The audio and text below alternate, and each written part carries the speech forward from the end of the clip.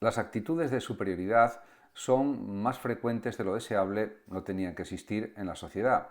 Y eso es producido porque siempre hay personas que tratan de imponer sus reglas o sus visiones de la vida por encima de los intereses o necesidades de los demás. Y hay que tener en cuenta que hay un sistema de leyes, de normas, que son de obligado cumplimiento para todos. Entonces no vale el intento de relativizar lo que dicen las leyes y las normas para, si las otras personas lo consienten, pues pasar por encima de ellas, avasallarlas y que al final sean doblegadas por las personas que tienen aires de superioridad y que quieren mandar en los demás. En este sentido, la actitud de superioridad está relacionada directamente con la prepotencia de bastantes personas. Por otra parte, es verdad que hay muchas personas que son respetuosas, que no tienen aires de superioridad, que no tienen prepotencia, y eso también hay que manifestarlo y expresarlo. En la sociedad actual hay mucha gente que tiene un cierto temor a hacer el ridículo, pero ¿qué es hacer el ridículo?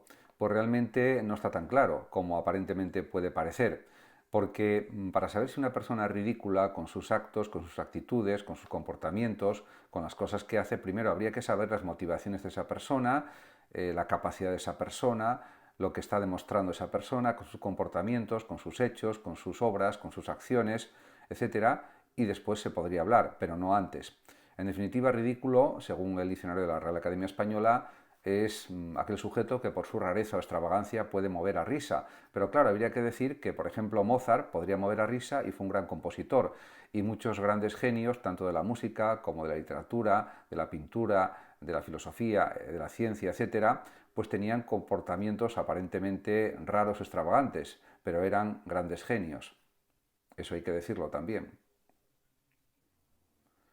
La actitud de prepotencia es algo bastante extendido en la sociedad del siglo XXI, en la sociedad digital, relativista y materialista en la que vivimos.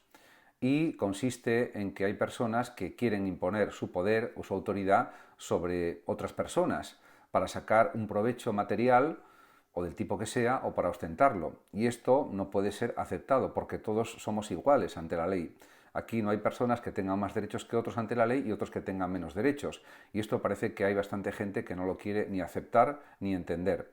Aunque lo entiendan, no lo quieren aplicar en su propia vida. Por lo tanto, hay que reconocer los derechos de los demás, respetarlos escrupulosamente y después tomar las propias actitudes que convengan, pero siempre desde un respeto a las leyes, desde un respeto a las normas y no intentando avasallar a los demás sin tener en cuenta el derecho, sin tener en cuenta los principios éticos más elementales.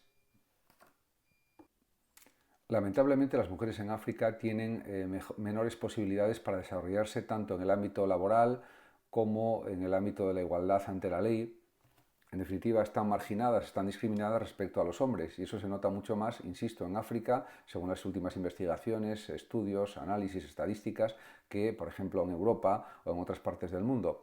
Y esto pues es significativo porque efectivamente diríamos que hay situaciones peores para las mujeres en África por cuestiones de atraso económico, de atraso cultural y también de una falta de apoyo institucional, de apoyo estatal quizás a las mujeres que se sienten menos protegidas, menos respaldadas ante la ley, en definitiva que se sienten desprotegidas. Y eso pues es algo a corregir, por supuesto, en determinados estados de África y en general en el continente africano, aunque tampoco la situación en Europa es positiva en ese sentido.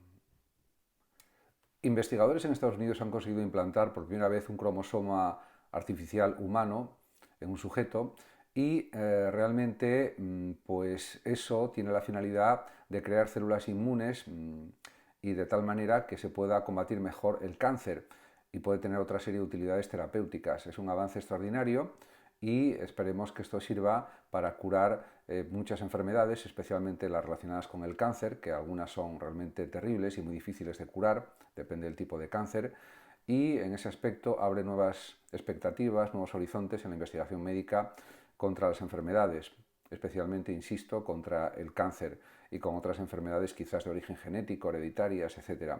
En cualquier caso, es una muy buena noticia y esperemos que esto sirva para acelerar la investigación en estas cuestiones y que se logren más resultados todavía en los próximos meses o años. Eso es realmente lo deseable, lo esperable.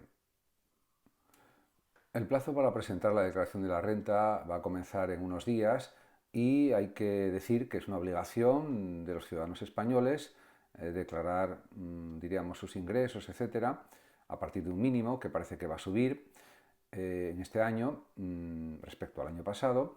Y por otra parte es una obligación ciudadana porque al final la sanidad, la educación y otros servicios públicos esenciales pues dependen de los impuestos.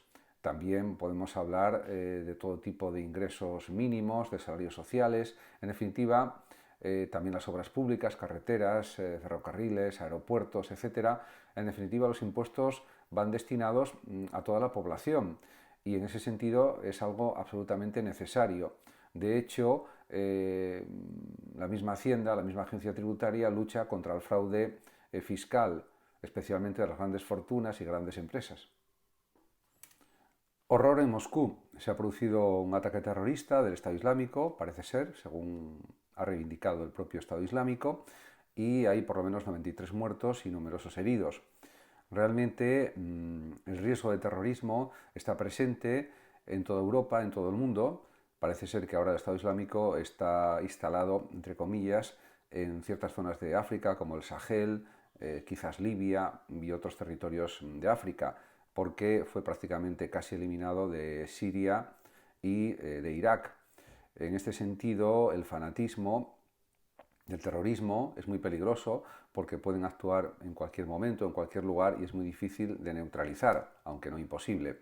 En ese sentido es verdad que los servicios secretos habían avisado de la posibilidad de atentados terroristas en Moscú hace ya unas semanas, unos días, pero es difícil de precisar dónde puede ser y dónde puede suceder un ataque terrorista.